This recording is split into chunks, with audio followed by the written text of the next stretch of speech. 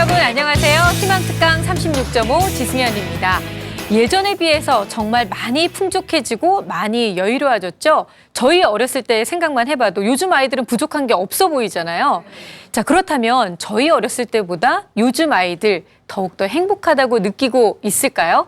자, 얼마 전에 조사한 결과가 있었습니다. 2013 한국 어린이 청소년 행복지수 국제 비교 조사 결과를 살펴보면 우리나라 점수가 72.54점으로 나타났다고 합니다. 뭐 괜찮은 거 아니야? 50점보다 높네라고 생각하실지 모르지만 이 점수는 OECD 국가 23개 나라 중에서 최하위에 속하는 점수였다고 하는데요. 도대체 이렇게 잘해주는데 부족한 것도 없고 해달라는 거 다 해주는데도 불구하고 우리 아이들은 왜 행복하다고 얘기하지 않는 걸까요? 이렇게 얘기하는 원인은 무엇이고 또한 우리 부모가 해줄 수 있는 일들은 어떤 것들이 있는지 저희가 오늘 그 해법을 찾아보는 시간 준비해봤습니다. 한국자살예방시민연대 교육연수원의 김민주 원장님과 함께 얘기 나누겠습니다. 원장님을 큰 박수로 맞이해 주세요. 네, 원장님 어서 오세요.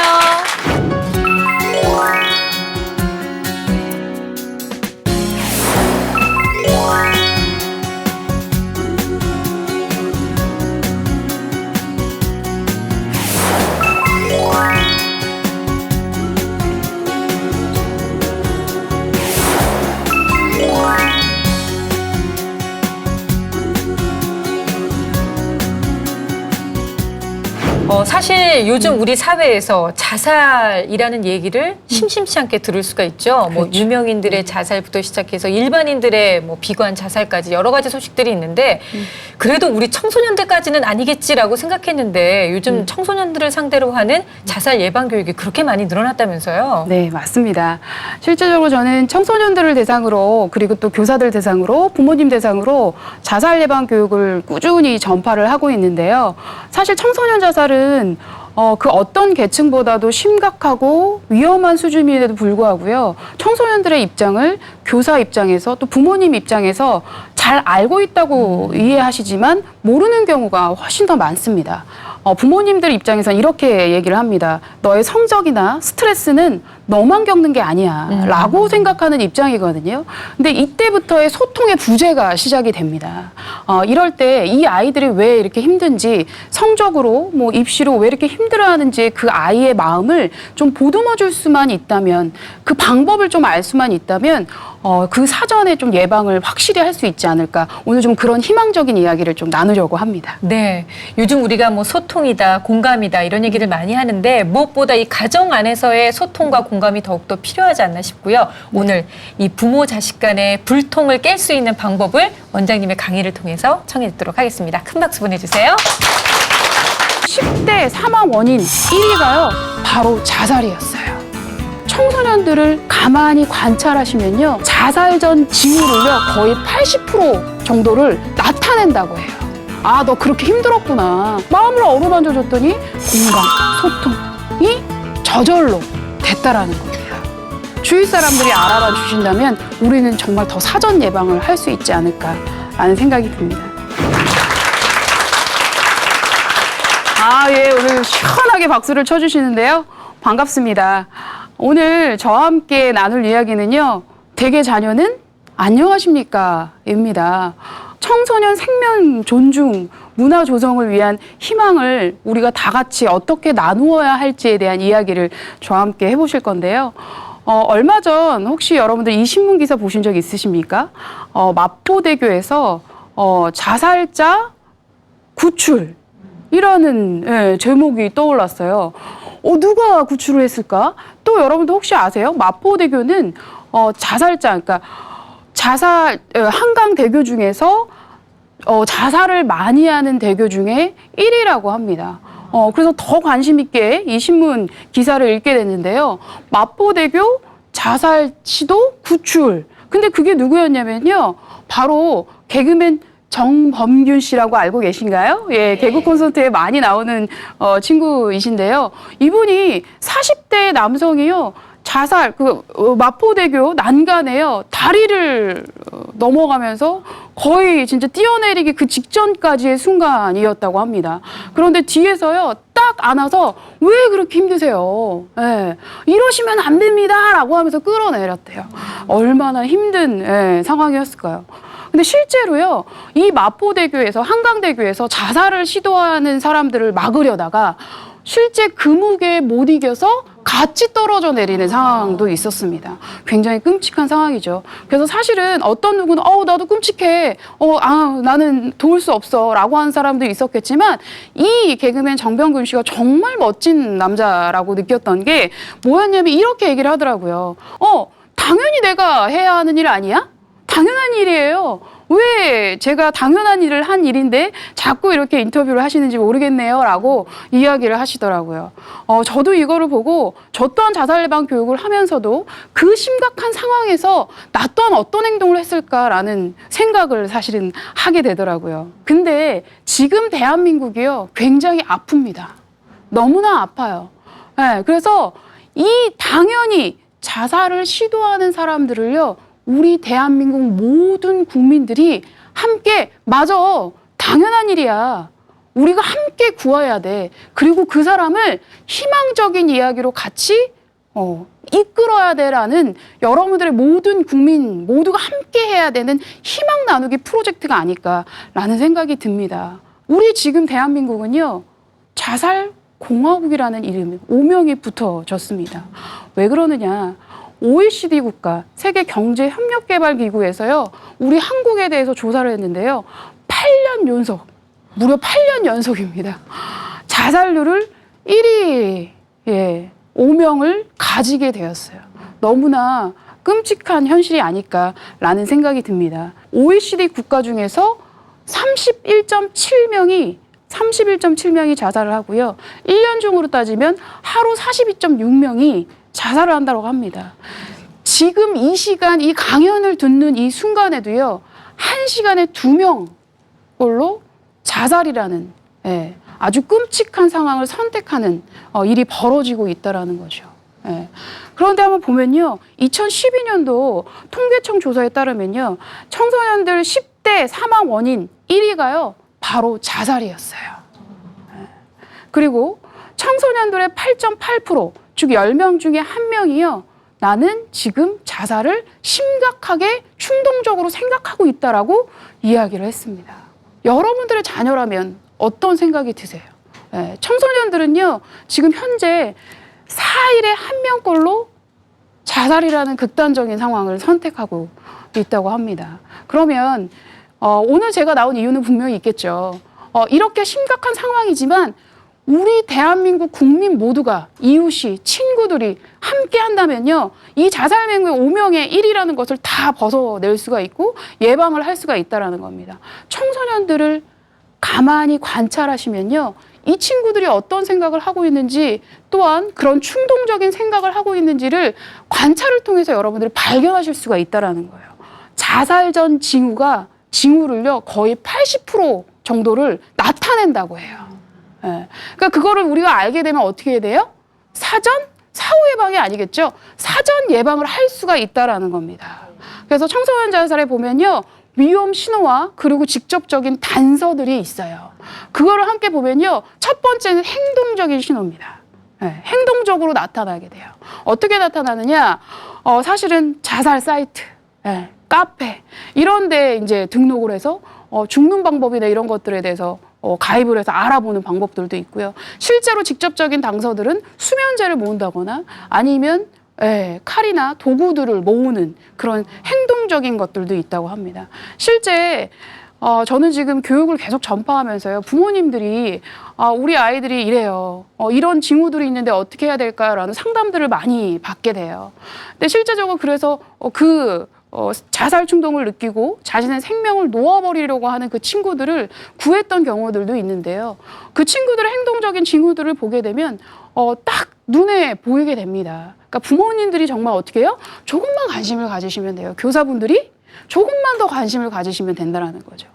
두 번째는요, 언어적인 신호들이 있어요. 일기장에 어떻게 해요? 오히려 자살자들이요, 나 죽을 거야 라는 것보다요, 제일 첫 번째 하는 말이 나 힘들어 라고 해요. 그런데 여러분들 한번 생각해 보세요. 대개 자녀가, 그죠? 우리 학생이, 내 이웃의 자녀들이요, 나 너무 힘들어, 공부하기 싫어 라고 느꼈어요. 야, 다 그런 거야, 너만 그런 줄 알아? 라고 넘어간다면 사실은 어떻게 해요? 그 친구는 굉장히 심각한 상황일 수 있다라는 겁니다. 예. 그런 마음들을 여러분들이 헤아려 줄 수 있는 마음이 있다면 얼마나 좋을까요? 예. 그래서 이런 언어적인 신호요. 나 힘들어, 나 죽고 싶어, 죽는 방법은 뭐가 있을까? 라는 것들을 일기장에 쓰거나 표현을 한다라고 합니다.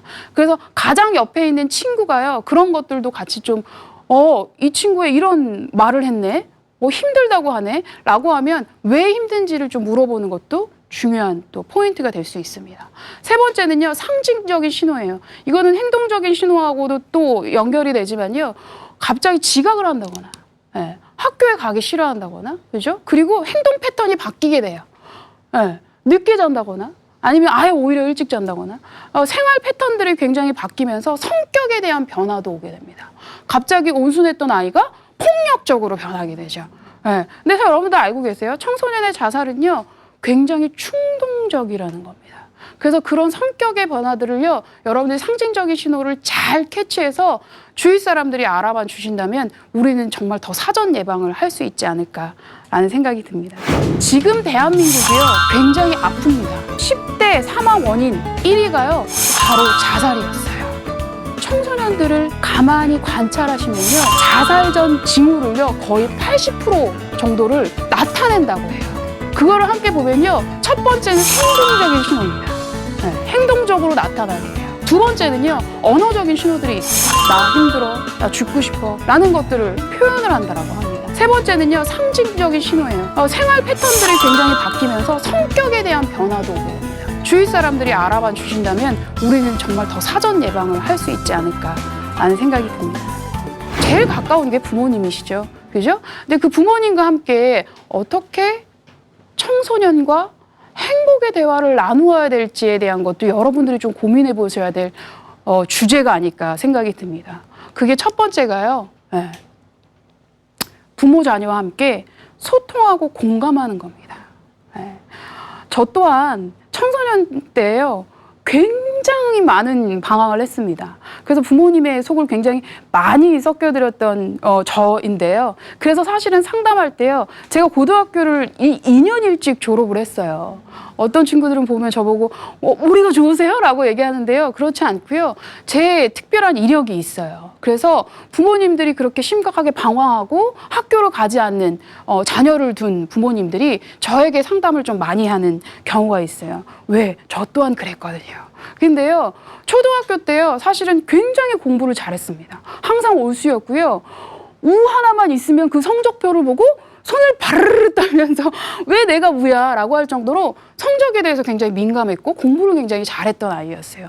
그럼 당연히 중학교에 올라가서도 공부를 잘했겠죠. 그런데 언젠가부터요, 제가 이런 이상 징후가 오기 시작했어요. 공부가 하기 싫고요. 성격이 갑자기 괴팍해지고요. 엄마가 말 한마디만 해도요, 문을 쾅 닫게 되고요. 엄마가 뭘 알아?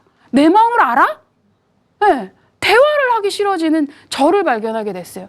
그러면서 그때부터 생각이 든 게 나는 혼자야 라는 생각이 들고 왜 좋은 대학을 가야 되지? 그럼 왜 공부를 해야 되는지에 대한 이유를 몰랐고요. 그래서 제가 중학교 때 굉장히 많은 방황을 하게 되었습니다.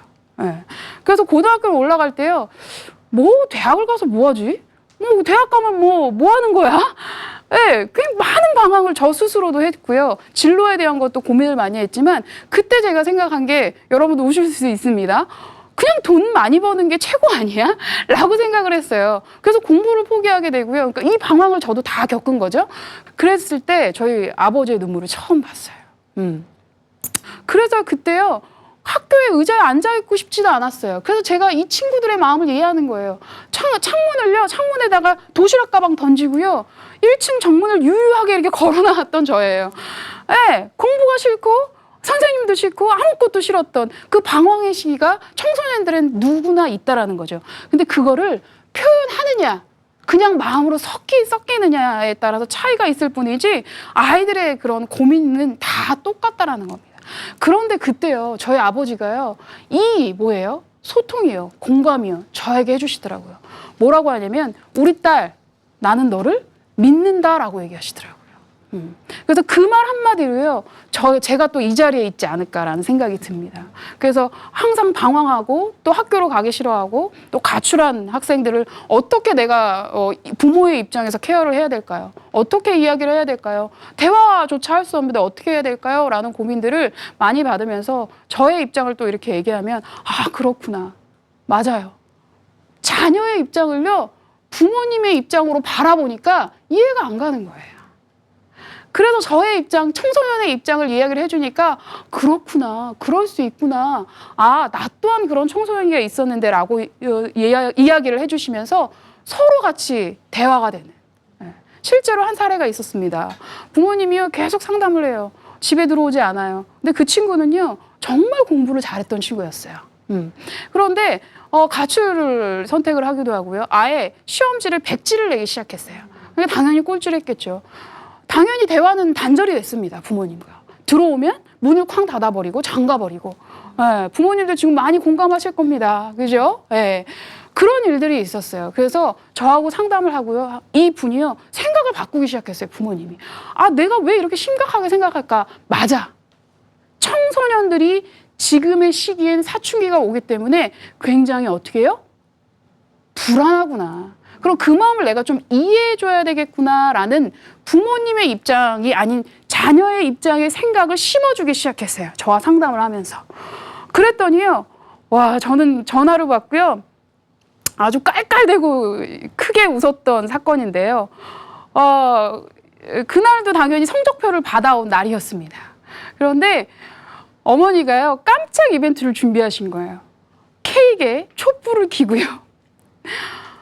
꼴찌하느라 힘들었지라고 하면서 케이크로 이벤트를 준비했던 일이었어요. 그랬더니 그 친구가 그때 눈물을 흘리면서 엄마 나 힘들어 라고 이야기를 했다라고 합니다. 그래서 그때부터요, 부모님의 소통, 그리고 어떻게 해요? 부모님이 공감해 준 거죠. 아, 너 그렇게 힘들었구나. 그렇게 백지를 낼 만큼 힘들었던 부분이 있구나. 라고 자녀의 입장에서 마음을 이해해 줬더니 어떻게 됐어요? 마음을 어루만져 줬더니 녹아내리면서 어떻게? 공감, 소통이 저절로 됐다라는 겁니다. 두 번째는 청소년들 먼저도 표현을 하실 수 있어야 돼요. 그런데 이 표현을 할 수 있는 분위기는 누가 조성을 할까요? 그렇죠. 맞습니다. 가정 내에서 부모님 그리고 학교에서요. 그렇지 않을까요? 부모님이 경청할 수 있는 준비가 되어 있고요. 아, 너 그렇게 힘들구나. 공감할 수 있는 준비된 자세가 있을 때 이 친구들도 나 힘들어, 엄마. 나 이런 부분들이 좀 내가 요즘에 굉장히 좀 방황하는 이유야 라고 이야기를 할 수 있겠죠. 그리고요, 공감해줘야죠. 그래, 너의 입장이 그랬구나. 성적으로 그리고 진로로 인해서 굉장히 힘들구나. 이해해. 어떻게 하면 같이 좀 풀어나갈 수 있을까? 라는 이야기가 필요하겠죠. 그렇죠? 그리고 마지막은요, 삶의 가치와 꿈을 함께 나누는 겁니다. 사실 청소년 10대 자살이 아까도 말씀드린 통계청에 따르면 1위라고 했잖아요.